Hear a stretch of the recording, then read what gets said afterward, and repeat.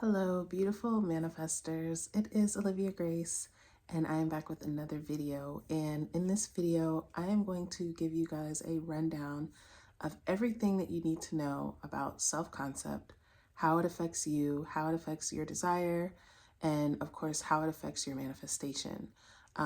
There is kind of a debate within the manifestation community of whether self-concept is necessary or not to manifest what you want. And so I'm not going to tell you what to do. I'm just going to tell you how it works and how it affects how it is in relevance to you and your desire. And from that, you can draw your own conclusion of if you should be using or improving your self-concept or not. Especially you SP guys, especially you guys that have been affirming for something or manifesting something and it hasn't happened, or you feel like you've been working at something for a long time. I feel like self-concept can be that missing link, but I'm going to explain it. And I have some little props today. Like I have my little whiteboard that I'm going to use a picture to show. And I also have a short passage from Neville to read and explain as well that talks about self-concept. I also do have a pro tip for you guys that I'm going to give at the end of the video. And this tip is going to be the self-concept that you can embody that is basically the God of all self-concepts. If you embody this self-concept, I won't say you don't have to, but you basically, it's going to help you get your desires, even if you have a negative self-concept in specific areas. So I'll get into that at the end.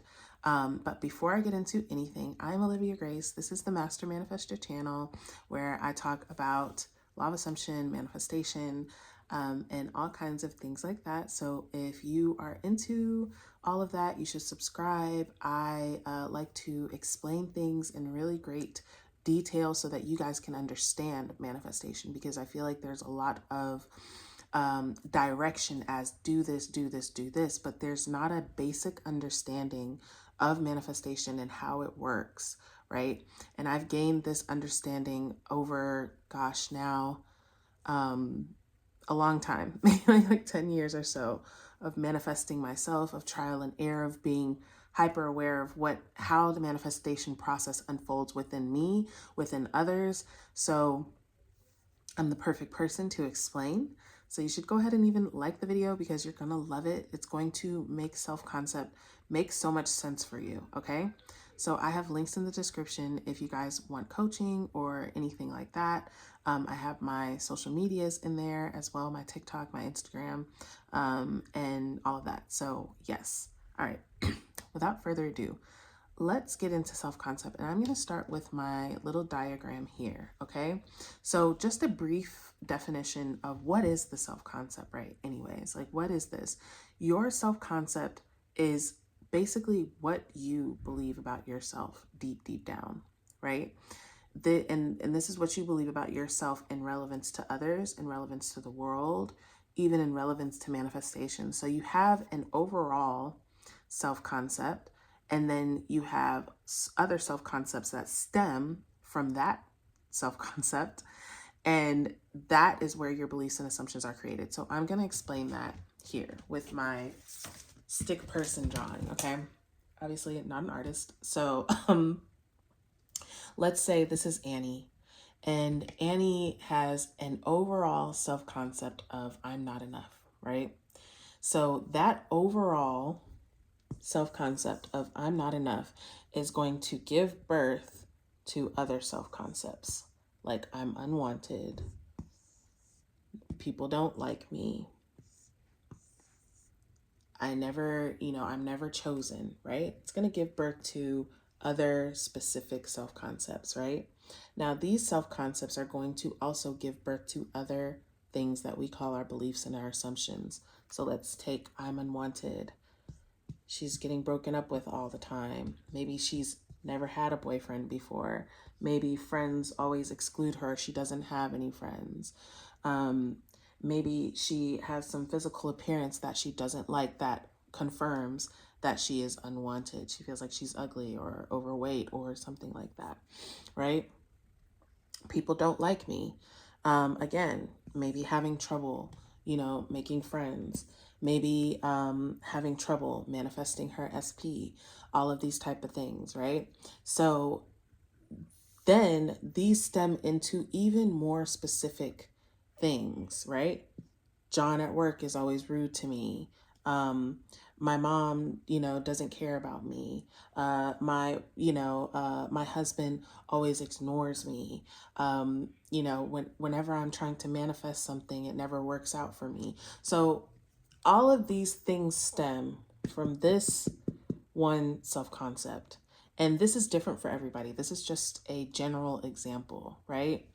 But this this core self-concept stems out into your other self-concepts, which stems out into your beliefs and assumptions, which then manifests as your reality, right? Now, what we usually do is first of all, we're not aware of our self-concept until it's already hardened into fact, right? Most people go throughout their whole life not aware of their self-concept, but if you are here in the manifestation community, then you are aware of most of us become aware of our self-concept when we're face to face with an unfavorable circumstance, right? So let's simplify this and stay on one topic, okay? So again, Annie here has a core belief that she is not enough. That core belief has manifested a specific self-concept in love that she is unwanted, right? And because she has that belief in love that she is unwanted, her boyfriends always break up with her.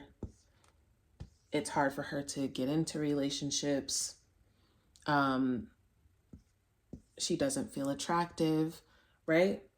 And these are now what we would call like her beliefs and assumptions, right? So I'm unattractive. People always leave me. I can never find a partner, right? Now, these beliefs and assumptions harden into fact with her SP leaving her. And now she's on her SP journey and trying to manifest her SP back into her life. And so what she does, because her SP is basically the manifestation of all of these beliefs, of all of this, and the manifestation of this core identity, okay? So now what Annie tries to do is to affect the final part, right? So she says, okay, I realize now that I've been believing that people don't like me, that people leave me, that it's hard for me to get into relationships. So I'm going to affirm that John here likes me and wants to be in relationships with me and all of these things, right?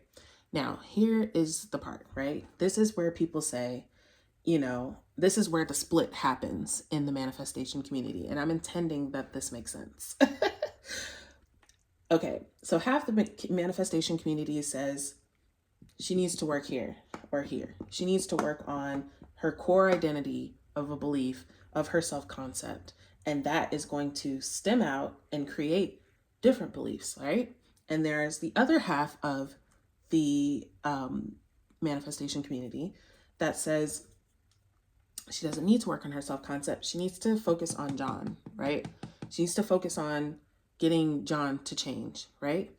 Now, which one is true? They're both true. But here's the thing, okay?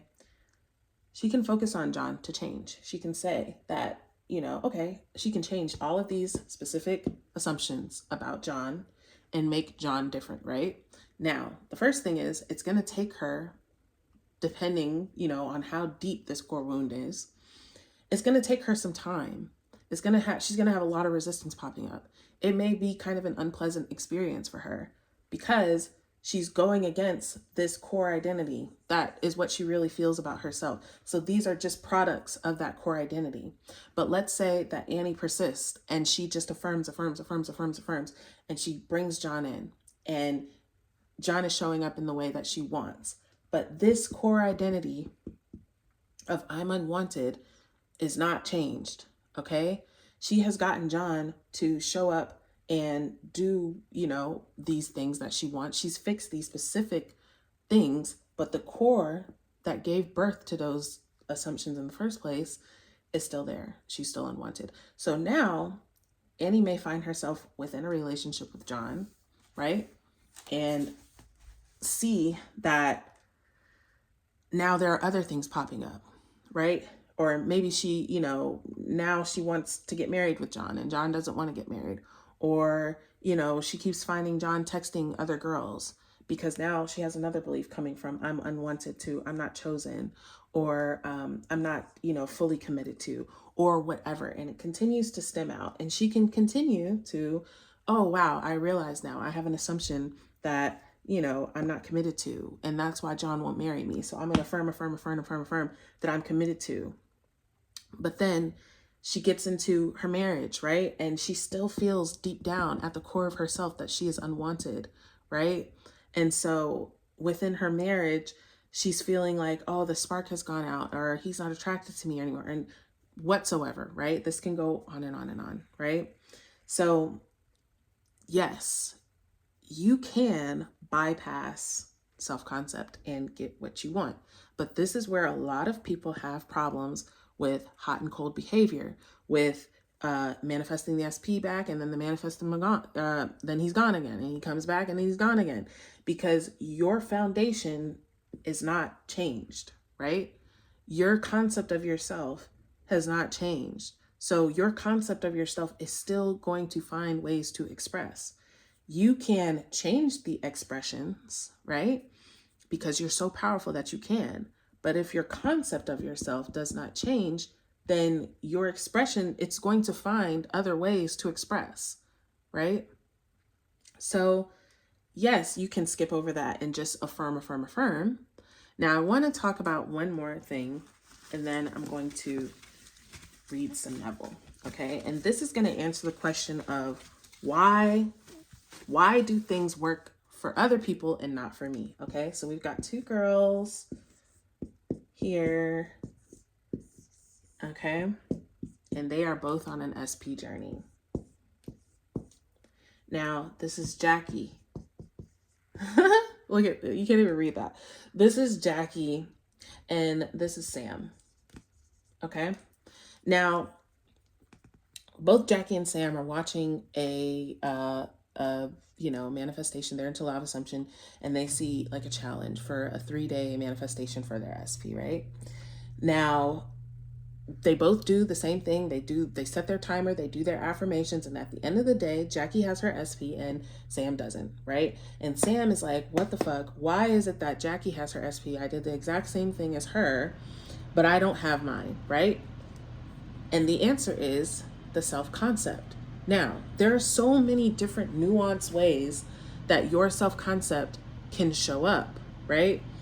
But let's say that Sam comes from like a household where she never had parents, right? She never had parents. She never had relationships. She's never been in love with somebody. Nobody's ever been in love with her. Jackie comes from a relationship or an upbringing where her father, she was a daddy's girl. Her father doted on her. And even though she went through a couple of toxic relationships, she's also had the experience of having great relationships, right? So when Jackie goes into affirm for her SP, there's much less resistance to get through, right? There's much less resistance because Jackie has evidence. Jackie has evidence in her past that men can love her. Men can dote on her. She can have a healthy relationship. While Sam has no evidence of that, right? She has no evidence that men can love her. She has no evidence that she can be cared for, right? And so what does that mean? That Sam just can't get what she wants? No, it doesn't. But it does mean that Sam might need to do a little bit more work on her concept of self, on her general beliefs about life, about love, about all of these things than Jackie does. Because Jackie already has some things in place that Sam doesn't have in place yet. So Sam is comparing her journey to Jackie and wondering, well, why is it working so fast for Jackie? I must be doing something wrong. I must, whatever. But Sam just requires some more persistence than Jackie. Sam requires some self-concept work maybe, right? To help her. Now, Sam can also get what she wants without any self-concept work. But I want you to think about someone who's never been loved, someone who has never experienced love and doesn't expect love to be in a relationship. How healthy on a scale of 1 to 10 do you think that that relationship is going to manifest as? When we know that everything is stemming from our beliefs about ourselves. If we don't have good beliefs about ourselves, then how are our manifestations going to come and be good, right? And feel good. Not to say that they cannot come, right? Not to say that Sam can say, fuck it, I'm not gonna pay attention to Jackie. I'm gonna keep affirming and still get what she wants. But she's still like, who she is being is still going to express within the relationship. And I want to say something to you guys in the SP thing, which is that a lot of us are like, well, I don't care, just give me the relationship and I'll be happy, right? But let me tell you, if you have a bad self-concept and you are insecure all the time and you are always worried that your partner is cheating on you or gonna leave you or, you know, just waiting for everything to fall fucking apart, that's not an enjoyable relationship. It's like your self-concept doesn't stop just because you've manifested someone, right? Now you're in a relationship. Now you have even more expectations for, you know, from this person and from your union together, right? So if your self-concept hasn't changed, you're still the same insecure person that lost them in the first place, then what is it like, how is it going to really benefit you and your mental health and your well-being being in a relationship that you feel like is going to fall apart at any chance, right? So that's just my 2 cents about it. But I'm intending, like, my little scribbles were so terrible. So I'm intending that you guys are able to decipher and understand what I meant. And I have been wanting to explain self-concept in this way. So I'm intending that you guys understood what I was talking about with that. So let me read some Neville really quick, okay? So I'm reading from Freedom for All out of Neville's Complete Reader. And this was just so amazing. So, okay. God speaks to man only through the medium of his basic desires. Your desires are determined by your conception of yourself. Of themselves, they are neither good or evil.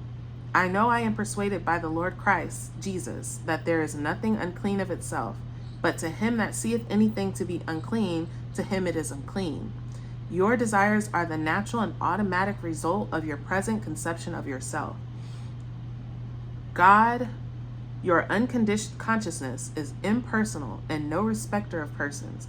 Your unconditioned consciousness, God, gives to you your conditioned consciousness, man, through the medium of your basic desires, that which your conditioned state, your present conception of yourself, believes it needs. Okay?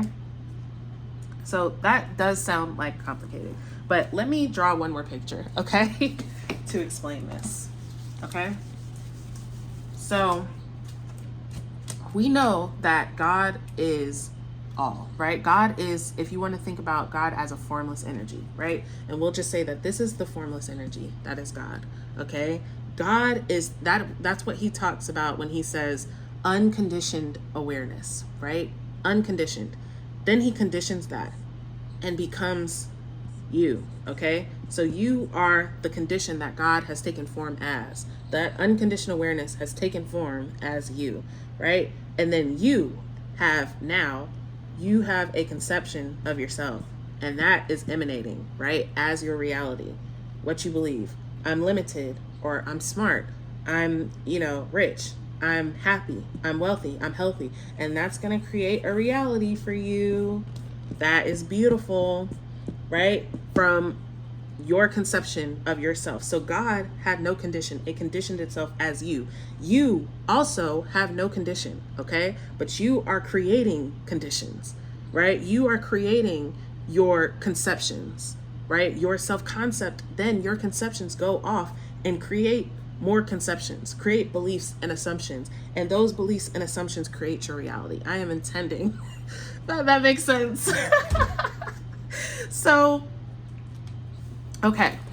So basically when he says that of themselves, your desires of themselves are neither good or evil. It's basically what you decide. That's what he's saying when he says, there is nothing unclean of itself, but to him that seeth anything to be unclean, to him it is unclean. So nothing is good or bad. Nothing is right or wrong, right? You may grow up and say, or for a lot of us, that's what keeps us stuck in a self-concept, right? Well, this is what I've always been. This is how I've always seen myself. I've always been insecure. But that's a concept that you took on for yourself. It's not your true core, right? Even you at your core as Annie, right? As Olivia, is not my true identity. It is just a concept that God has taken on, right? Okay. Now, something else that he's talking about in this passage is that your concept of yourself is the reason why you have the desires that you have, okay?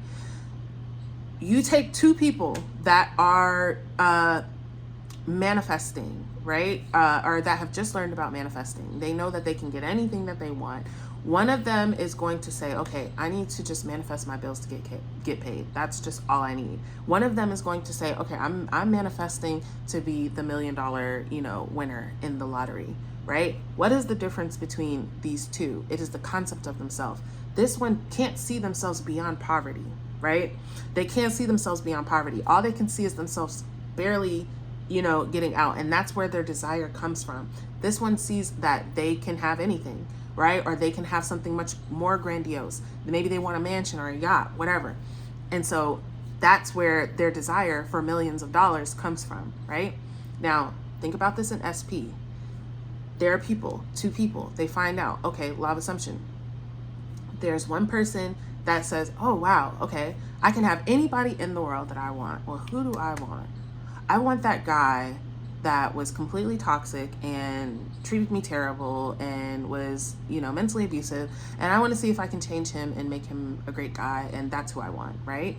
And there's another person that says, oh, wow, I can have anybody that I want in the world. Well, who do I want? Wow, well, I want someone who's amazingly loving. I want someone who's, going to treat me right. I want someone who, is going to be a provider for me. I want, all of these things, right?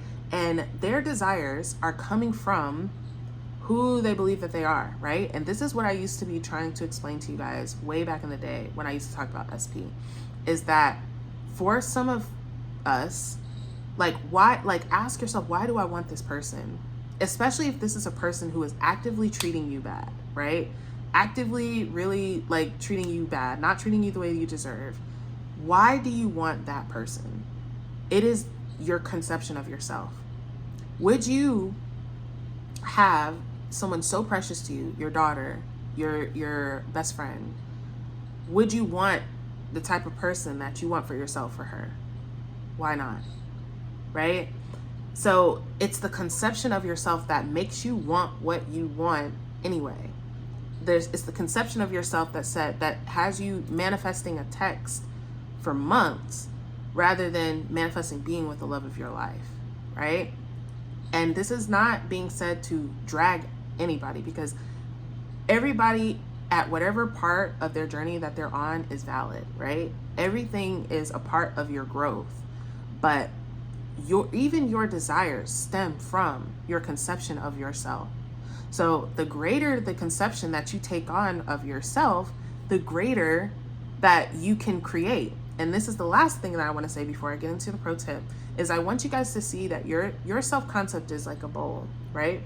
And this bowl is holding the beliefs, the assumptions, right, that you're pouring into it. But if you have a self-concept that sees yourself as lowly in whatever place that you're manifesting in, or maybe doesn't see, and it doesn't always have to be that you see yourself low, but maybe you just don't see yourself as high, right? That is going to determine what you can hold as far as in your life, right? If you have, again, let's take Annie that I was using. If she has this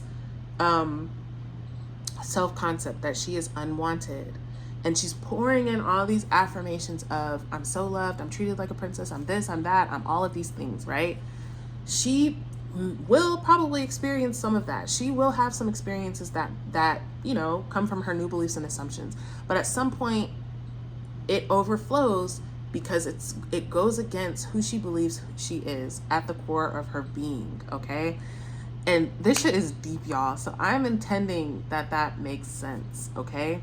If she is to open up her self-concept and make her self-concept larger to hold more better assumptions for herself, then she now has the base, the foundation that allows for her to have and experience and maintain these things without having to do techniques for the rest of her life, okay?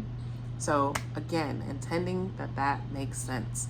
So the pro tip, what self-concept is the best self-concept to have, right? And that is the self-concept of knowing that you are God of your reality and therefore nothing is impossible to you.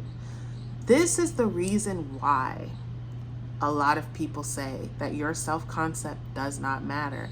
Because if you have this awareness that I am the God of my reality, regardless to anything, if this is what I choose, this is what's going to happen, right? That is one of the chef's kiss best self-concepts that you can have, because there are going to be times when we come across something that is maybe not outside of our self-concept, right? Or maybe we are working on our self-concept, but that doesn't mean that we want to go without what we need or what we want. And having the idea that no matter what, my desire is mine because I'm God of my reality and I said so. That is the best self-concept that you can have, is knowing yourself as God, coming into the God state, knowing yourself as God consciousness manifested, knowing yourself as limitless, right? That is the best self-concept that will override all of your other blocks, resistance, and all of those things, okay? So if you're going to embody one self-concept, and in my opinion, when you really embody the self-concept of being love, being God, you automatically love yourself. You automatically see more for yourself. You automatically, honestly, fix your self-concept. So that is really what I have for you guys. You guys should like the video because I know you loved it. Write me a comment. The 7-day robotic affirming, I was about to say affirmation. The 7-day robotic affirming challenge is still going on. It's over tomorrow. So yeah, guys, go check that out. If you're interested, like, share, comment. I love you guys so much. I'm intending that this made a lot of sense to you guys. I really hope it did. So I'll see you guys in a video soon.